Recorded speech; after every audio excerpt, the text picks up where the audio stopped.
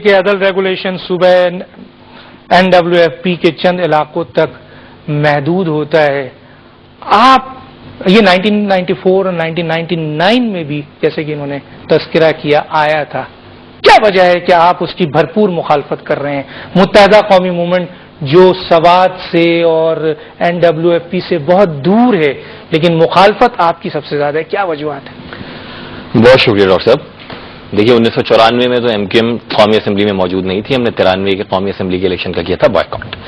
1999 میں جب نواز شریف صاحب لانا چاہ رہے تھے پہلے اس سے 98 میں 15ویں آئینی ترمیم، MQM نے باوجود اس کے کہ ہم ان کے ساتھ کولیشن پارٹنر رہے تھے بھرپور مخالفت کی تھی.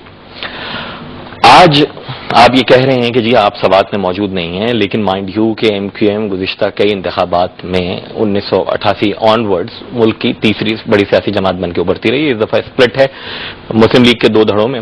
Otherwise MQM is everybody recognize it is the third largest party of the country. اور ابھی بھی 25 قومی اسمبلی کی نشستوں کے ساتھ ہم موجود ہیں.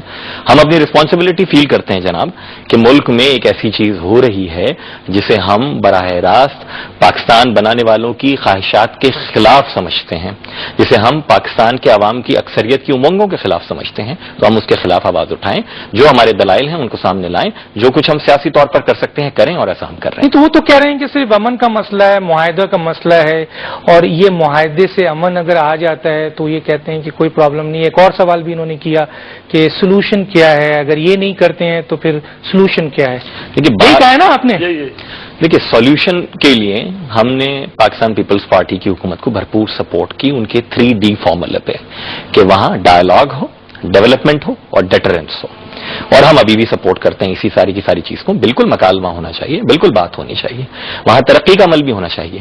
لیکن اگر کہیں سراسر حکومتی ریٹ اس طور چیلنج ہو رہی ہے کہ نہ کسی حکومت کو نہ کسی ریاست کو، ایک یوفوریا میں لوگ مبتلا ہیں. وہ کہتے ہیں کہ نام جمہوریت کو مانتے ہیں، جمہوریت چھوڑیے. وہ کہتے ہیں اس اسمبلی کو نہیں مانتے، اسمبلی چھوڑیے. وہ کہتے ہیں عدلیہ کو نہیں مانتے. تو کس چیز کو مانتے ہیں؟ Through the barrel of the gun اگر لوگوں کے اوپر اپنی خواہشات امپوز ہونے لگیں تو پھر کیسے مسئلہ حل ہوگا؟ اس کا معنی یہ ہے کہ ان لوگوں کے ذہن میں کچھ اور ہے، ان کی خواہشات کچھ اور ہیں. اور یہ سلسلہ ہمارا خدشہ یہ ہے کہ یہ ختم نہیں ہوا ہے، یہ ابھی شروع ہوا ہے. آپ واحد جماعت ہیں جنہوں نے عدل ریگولیشن کو پارلیمنٹ میں ایکسپٹ نہیں کیا اور آپ نے واک آؤٹ کیا. اس کا جواب دیں گے کچھ آپ؟ لیکن میں ڈاکٹر صاحب پہلے بھی عرض کر چکا ہوں کہ ہم کیا سمجھتے ہیں کہ کس طور یہ ہونا چاہیے تھا. میں بہت ساری باتوں سے اگری کرتا ہوں شاہد صاحب نے جو کہا. واقعتاً اسلام آباد نے جو بویا ہے آج پورا پاکستان وہ کاٹ رہا ہے. ہم افغان وار کا ذکر کرتے ہیں جسے باس اس وقت کی اسٹیبلشمنٹ اور یہ نام نہاد جو مذہبی جماعتیں ہیں انہوں نے جہاد یہاں قرار دیا اس ملک میں. بنام دین تپش سرد جنگ کو دے کر کیا کسی نے کسی کے لیے کسی سے جہاد، کولڈ وار کو جہاد ڈکلیئر کروا کے جو کچھ ہوا یہاں پر. اس کے بعد ہم آج کی انتہا پسندی کو ایڈریس کرتے ہیں. میں ہمیشہ یہ بات کہتا ہوں کہ ہم ایک مسنگ لنک ہے جسے ہم بھول جاتے ہیں. وہ اس افغان وار کا شاخسانہ تھا جو مدرسوں کی خودرو گروتھ کا خاص شاخسانہ تھا، اور وہ ہے فرقہ واریت. یہاں فرقہ پرستی اس قدر بڑھی ہے. آج آپ کو نظام عدل نظر آ رہا ہے، آج سوات نظر آ رہا ہے، آج بجوڑ نظر آ رہا ہے. میں یہ آپ کو بات لکھ کر دینے کے لیے تیار ہوں کہ یہ آج جس سے نمٹنا چاہتے ہیں نمٹ لیں. اس کے بعد یہ اس ملک میں اگر آئیں گے تو دیگر فرقوں کی جانب آئیں گے. اور مجھے یہ کہنے میں کوئی عار نہیں ہے کہ جو 14 پاکستانی فوجیوں کو ذبح کیا گیا بروٹلی، باربیرین ایکٹ دیٹ واز، کس بنیاد پر کیا گیا؟ پکڑے کئی، انہوں نے درجن. کون لوگ تھے؟ یہی لوگ تھے جن کے بارے میں تو کہتا ہوں کہ ان پرپیٹریٹرز کو پکڑیں جو یہ مذہبی سیاسی جماعتیں جب یہ کہتی تھیں کہ 14 سال کے بچے مارے جا رہے ہیں کسی بھی میزائل حملے میں، تو وہی 14 سال کی لڑکے نظر آتے ہیں. اگر آپ اس ویڈیو کو دیکھیں جس میں لوگوں کی گردنیں ذبح کی جاتی ہیں. ابھی کون مار رہا ہے؟ کہاں؟ وہاں پر. یہ سوات میں کون لوگ ہیں جناب؟ ایکسٹریمسٹ ہیں. یہ کچھ بھی ہو سکتے ہیں. یہ تو کہتے ہیں یہ تو نہیں مانتے. جی ہاں، یہ نہ پاکستان کے دوست ہیں اور نہ ہی یہ اسلام کے دوست ہیں. کیونکہ اگر کوئی یہ سمجھتا ہے کہ اس طرح سے اسلام پھیلا ہے تو وہ غلط سمجھتا ہے. اگر کوئی یہ سمجھتا ہے کہ اس طرح سے اسلام پھیلے گا تو وہ غلط سمجھتا ہے. اگر کوئی یہ سمجھتا ہے کہ پاکستان دوستی ہے تو is living in fool's paradise. Pakistan کی بیسک فارمیشن سے یہ قطعی غلط بات ہے. یہ سیکٹیرینزم کا اتنا بڑا لاوا پک رہا ہے جو کسی بھی وقت ابلے گا. یہ کہتے ہیں کہ طالبان صوفی محمد ایکسٹریمسٹ نہیں. جی یہ تمام کے تمام آپ کیا اپنی اپروچ میں انتہا پسند ہیں.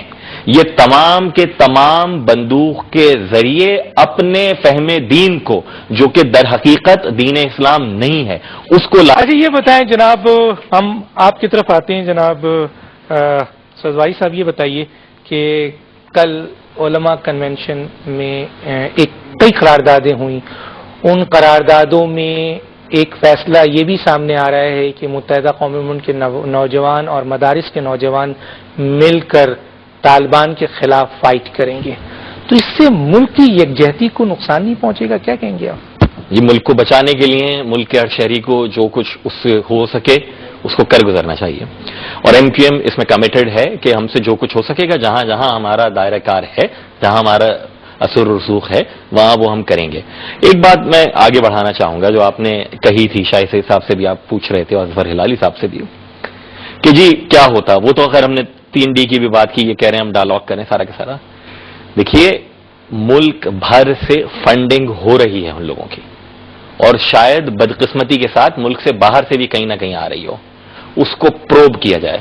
کون لوگ ہیں جو مساجد میں 27ویں رمضان کو یا ہر جمعے پہ الاؤ کر دیتے ہیں کہ لوگ جھولیاں پھیلا کر ان لوگوں کے لیے جو پاکستان کی فوج کو مار رہے ہیں، جو پاکستان کی سالمیت سے کھیل رہے ہیں، ان کے لیے چندہ کرنے والے کو تو آزادی ہے.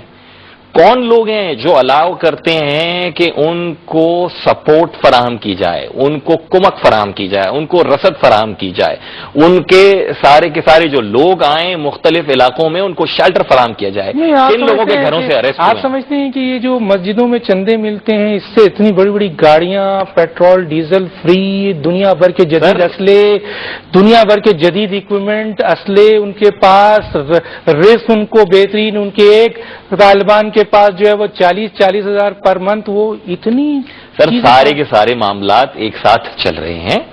یہاں اغوا برائے تاوان کی بھی وارداتیں ہوئی ہیں جس کا رینسم جو ہے وہ آزاد علاقوں میں لیا گیا ہے، اور وہ انہی لوگوں نے لیا کہ جو لوگ ایکسٹریمسٹ ہیں.